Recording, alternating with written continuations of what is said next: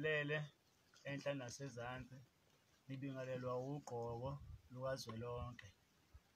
Kulezi nsuku-ke sisathi sonke luphi, ngithi mina nalu yilo lolu gqoko.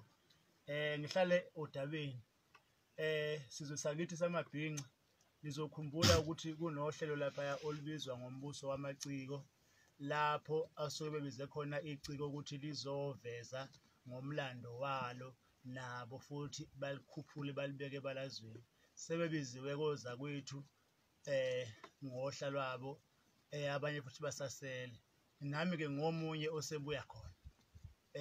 Ngithe ngibuya khona-ke kuyaziwa ukuthi kunomkhaya wami la, uKhuzani umfokaMpungose. Uye njalo uma kukhona okuzokwenza agijime phambili angibhulele amazolo. Ugijimile umkhaya wami waya kumbuso wamaciko, wafike wathi ukuthi ungidelaphi ukungishaya ey'thweni. Ngathi hhayi into akibekelwa amazolo. Lwafika kolwami usuku ngoLwesihlanu lolu esisuka kulo, ngathola nami ithuba ngakuphendula engikuphendulayo, engibuzwa khona okuqondene nami, nokuqondene nomgqumeni, nokuqondene nomunye umuntu. Khona lapho engifuna unicacisela khona ukuthi ningadideki. Laphaya abantu sebekhushukelwe ushukela, bakhushukelwa amaphaphu ngendaba yokuthi mina ngithe ingoma kayiqedelanga. Kodwa umuntu ocabanga kahle nomthandayo uKhuzani, omlwelayo njengamanje, engibuka ngathi